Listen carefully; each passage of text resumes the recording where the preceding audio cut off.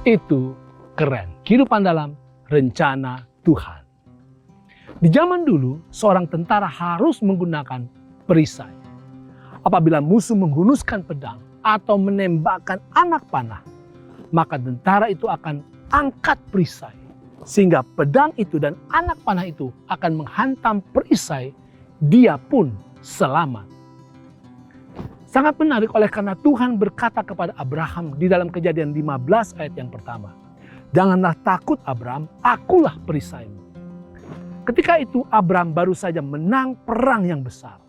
Secara luar biasa, dia mengalahkan suatu pasukan sekutu dari 4 kerajaan. Padahal Kedorlaomer CS tersebut baru saja mengalahkan sekutu 5 kerajaan. Dalam konteks kemenangan ini, Tuhan menegaskan janjinya kepada Abraham bahwa dia sendiri akan menjadi perisai atau menjadi pelindung bagi Abraham. Bukan hanya bagi Abraham, tetapi juga bagi setiap orang yang percaya kepada Allahnya Abraham. Bagaimanakah Tuhan akan menjadi perisai bagi umatnya? Bukankah umat Tuhan termasuk Anda dan saya seringkali masuk ke dalam berbagai masalah? Tersakiti oleh berbagai penyakit, terluka oleh malapetaka, teraniaya oleh berbagai hasutan, fitnahan, ataupun hinaan, atau terjerembab oleh berbagai rintangan ketika kita sedang berusaha setia kepada Tuhan. Saudara, Tuhan menyuruh Abraham untuk melihat jauh ke depan. Walau Abraham ketika itu sedang euforia, penuh dengan semangat kemenangan, tetapi sesungguhnya dia sedang dalam masalah. Yaitu dia tidak punya anak. Masa depan nampaknya gelap. 2 hal yang Tuhan tekankan kepada Abraham. Yang pertama, coba lihat ke langit, hitunglah bintang-bintang. Demikianlah banyaknya nanti keturunanmu. Artinya, lebih dari kepedihan masa sekarang, Tuhan akan terus menjaga janjinya sampai tercapai rencana Tuhan yang besar bagi setiap umatnya.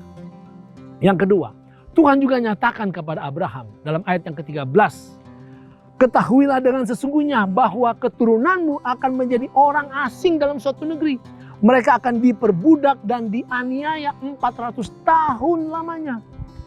Artinya, umat Tuhan tidak lepas dari berbagai persoalan ataupun dari keadaan yang sangat sulit. Tetapi Tuhan akan tetap memegang kendali dan setia mendampingi.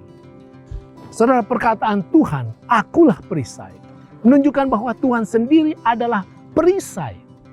Ini bukan hanya untuk melindungi kita dari kesusahan fisik masa kini, tetapi Tuhan punya rancangan yang sangat besar untuk keselamatan, kebahagiaan, dan kesejahteraan kekal umatnya. Situasi dunia mungkin akan membawa kita kepahitan, kesusahan, dan penderitaan. Tetapi tabahlah, tetaplah setia karena Tuhan sedang menuntaskan suatu pasukan kejahatan yang dipimpin setan.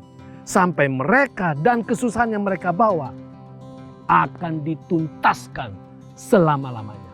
Terbukti, paku-paku maut yang harusnya kita terima, tetapi Yesus telah menjadi perisai. Yesus memeluk kita dan tubuhnya lah yang menerima paku-paku itu. Dan derita maut itu dia tanggung di kayu salib. Berlindunglah kepada Tuhan. Dia adalah perisai kita. Itu keren.